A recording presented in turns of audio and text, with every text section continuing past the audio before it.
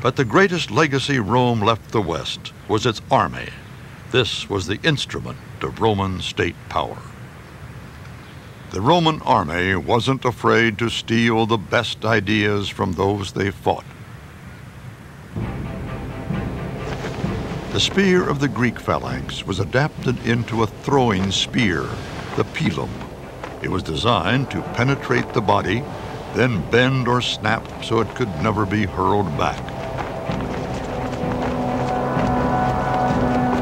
Rather than marching into battle, spear in hand, the Roman army hurled their pila to break up an enemy formation.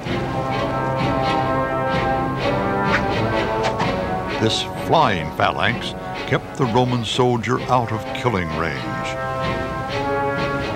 Freed from the weight of the spear, foot soldiers could now carry a deep rectangular shield or scutum. But they stole their best weapon from Spain, the short, double-edged thrusting sword, the gladius hispaniensis, or Spanish sword.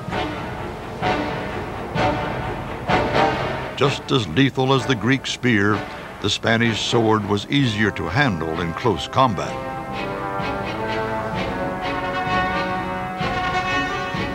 Finally, the Romans broke up the phalanx into smaller, more maneuverable units called manipulus, from the Latin word meaning handful. The Romans forged an army that could fight on any terrain and that could pursue and beat any foe.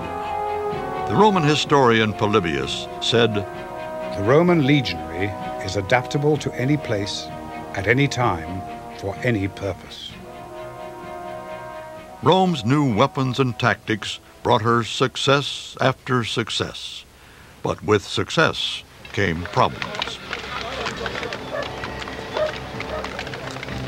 The expanding empire stretched Rome's frontiers. Rome built wooden forts, stone castles, walls, and earthworks to defend her new boundaries.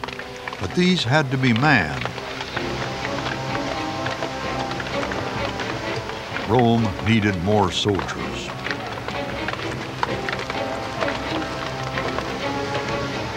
Rome recruited her soldiers only among property-owning citizens. But these men had farms to work and families to support. They couldn't afford to be away from home all year long. By 200 BC, with a population of 3¾ million, 750,000 Roman citizens were soldiers. 20 years after winning at Cynocephali, Rome needed more soldiers to serve in Greece. The Senate decreed the consul might at his discretion enroll veteran centurions and soldiers up to 50 years of age. No exemption should be given to anyone under 51.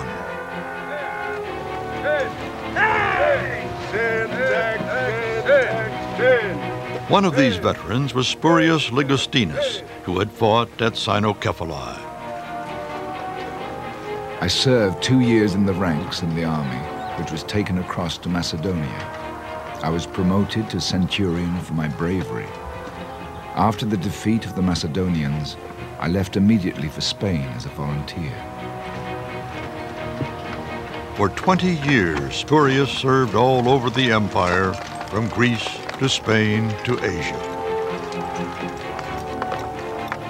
4 times in the course of a few years, I held the rank of senior centurion. 34 times, I was rewarded for bravery by the generals.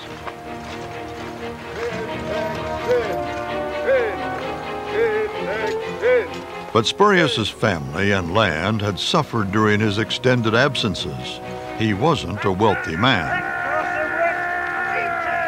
My father left me half an acre of land and a little hut in which I was born and bred, and I am still living there today. As soon as I came of age, my father gave me his brother's daughter to wife, who brought nothing with her save her free birth and her chastity.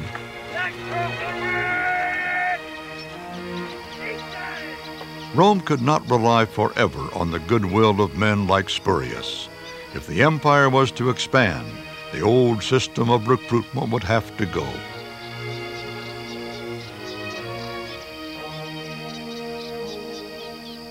But as Rome struggled with the problems of expansion, on the other side of the world, in the Far East, another empire was emerging.